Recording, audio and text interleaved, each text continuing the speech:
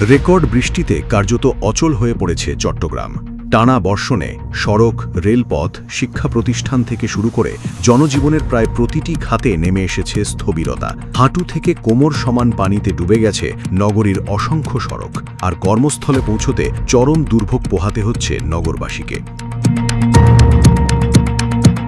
আবহাওয়া অধিদপ্তরের তথ্য অনুযায়ী ৬ জুলাই সন্ধে ৬টা থেকে ৭ জুলাই সন্ধে ৬টা পর্যন্ত মাত্র ২৪ ঘণ্টায় চট্টগ্রামে রেকর্ড করা হয়েছে ৩৯৪ মিলিমিটার বৃষ্টিপাত।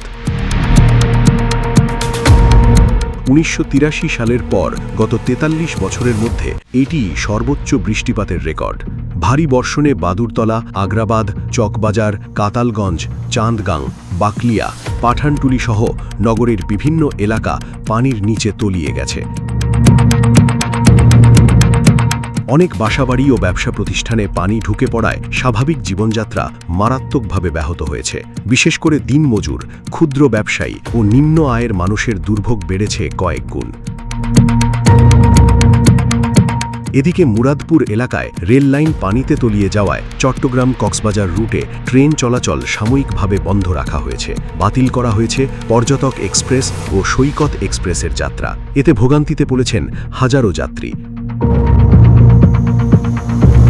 পরিস্থিতির অবনতির কারণে চট্টগ্রাম শিক্ষা বোর্ডের অধীনে এইচএসসি ও সমমানের পরীক্ষা স্থগিত করা হয়েছে। পাশাপাশি চট্টগ্রাম বিশ্ববিদ্যালয়ের সকল ক্লাস ও পরীক্ষা বন্ধ ঘোষণা করা হয়েছে। ভারী বর্ষণ ও আকস্মিক পাহাড় ধসের আশঙ্কায় বান্দরবান, সাজেক এবং মিরসরাইয়ের পর্যটন এলাকায় ভ্রমণেও জারি করা হয়েছে নিষেধাজ্ঞা। টানা বৃষ্টিতে পাহাড় ঘেরা বসতিগুলোতে বেড়েছে ধসের ঝুঁকি। প্রশাসন ঝুঁকিপূর্ণ এলাকার বাসিন্দাদের সতর্ক থাকার পাশাপাশি প্রয়োজনে দ্রুত নিরাপদ আশ্রয়ে সরে যাওয়ার আহ্বান জানিয়েছে। প্রশ্ন এখন একটাই, প্রকৃতির এই বৈরী পরিস্থিতি থেকে কবে স্বস্তি ফিরবে চট্টগ্রামের জনজীবনে? সেই উত্তরই খুঁজছে লাখো মানুষ।